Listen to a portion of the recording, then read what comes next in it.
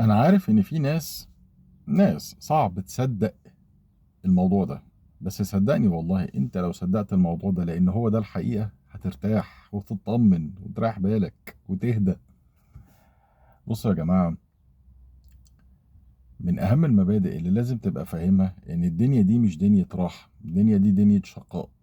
مش معناه ان احنا هنعيش على طول في عذاب، بس لا، الدنيا دي دار ابتلاء، دار اختبار. الدنيا دي امتحان، والشاطر هو اللي يطلع ناجح في الامتحان، والشاطر هو اللي يطلع من الأوائل في الامتحان ده في الآخر. فالحقيقة اللي لازم تبقى فاهمها إن زي ما ربنا خلق الدنيا دي وزي ما ربنا خلقنا، ربنا كل حاجة بيبعتها لنا في الدنيا دي خير. ليه؟ لأن ربنا إله حكيم، ما بيعملش غير الصح. فكل حاجة بتحصل في الدنيا دي خير، حتى لو انت مش فاهم الحكمة من ورا اللي بيحصل ده. انت لو اقتنعت بده وامنت بده لان ده الحقيقة هترتاح. عشان كده هتفهم معنى الحديث الجميل بتاع النبي عليه الصلاة والسلام، وكلام النبي كله جميل، صلي عليه. ما بيقول لك عجبا لأمر المؤمن فإن أمره كله خير. هو ده الديفولت بتاع الكون. بس ده مين المؤمن؟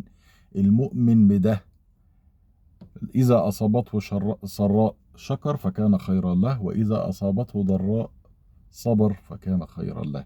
ليه؟ لأنه هو عارف إن ورا اللي بيحصل له ده، سواء هو سراء أو ضراء من وجهة نظره، ده ليه وراه حكمة فيها خير ليه. طب بما إن كل قضاء ربنا خير وكل اللي ربنا بيعمله خير، والمشكلة بتيجي منين؟ المشكلة بتيجي منك أنت. إن اللي بيتبعت لك ده خير، أنت بقى حرية الاختيار اللي ربنا اداها لك باستخدام ده هي اللي بتخليك يا تستفيد بالخير اللي في الموضوع، يا تحوله شر ليك انت. ليك انت يبقى ذنب، او يبقى حاجه هتاخد عليها عقاب، او تاخد عليها والعياذ بالله غضب ربنا. لان برضو محصله كل الاحداث اللي بتحصل في الكون لازم تؤدي الى خير. كمثال، كمثال، حد يجي يقول لك هو يعني انا بيجي لي امراض، هو المرض ده ايه الخير اللي فيه؟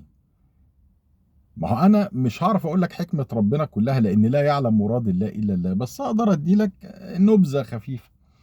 المرض اللي بيجي لك ده، طب ما هو في خير للدكتور اللي بيعالجك، وفي خير للصيدلي اللي باع الدواء، وفي خير ليك انت في تكفير ذنوبك، وفي خير ليك انت ان ممكن يخليك تتعظ وترجع لربنا. ما ساعات ربنا كده يبعت لك ابتلاء او حاجة تكسرك عشان يرجعك لطريق الصح تاني. ففي خير كتير. وفي سورة الكهف ربنا بعت لنا آيات علشان نفهم منها إن حكمة ربنا لا يمكن بعقلنا الغلبان ده نقدر نوصل لها إلا إذا ربنا أراد إنه يعرفنا الحكمة دي. فسواء عرفت الحكمة ما عرفتش الحكمة، قول قدر الله وما شاء فعل، والحمد لله على كل الأحوال، لأن مراد ربنا كله خير. سورة الكهف، أما السفينة وأما الغلام وأما الجدار. انت ما تتخيلش ربنا ازاي بحكمته بيدور الكون ده للخير بتاعك، بس انت اختياراتك هي اللي بتحول الخير لشر وتبوظه. ابتلاع وقع عليك، يا تتعلم من غلطتك يا ما تتعلمش، يا تقول قدر الله ما شاء فعل وتصبر وتنال جزاء الصابرين الذين يوفون اجرهم بغير حساب، يا اما تكفر بقى والعياذ بالله وتقول كلام وحش وتشيل سيئات. فلازم تبقى مقتنع ان قدر ربنا كله خير. حرب مش عارف ايران واسرائيل وامريكا خير. اللي حصل في غزة خير، لان ده قضاء ربنا. فلما هتبقى مؤمن ان قضاء الله كله خير هتلاقي نفسك مرتاح او هادي ومطمن. مهما حصل حواليك رزقك مضمون، عمرك مكتوب، ما بياخدش الروح غير اللي خلقها. اللي اعلم ان الانس والجن زي ما النبي عليه الصلاه والسلام قال لو اجتمعوا ان يضروك بشيء لن يضروك الا بما كتبه الله عليك. ولو اجتمعوا ان هم ينفعوك كل اللي حواليك دول مجرد اسباب.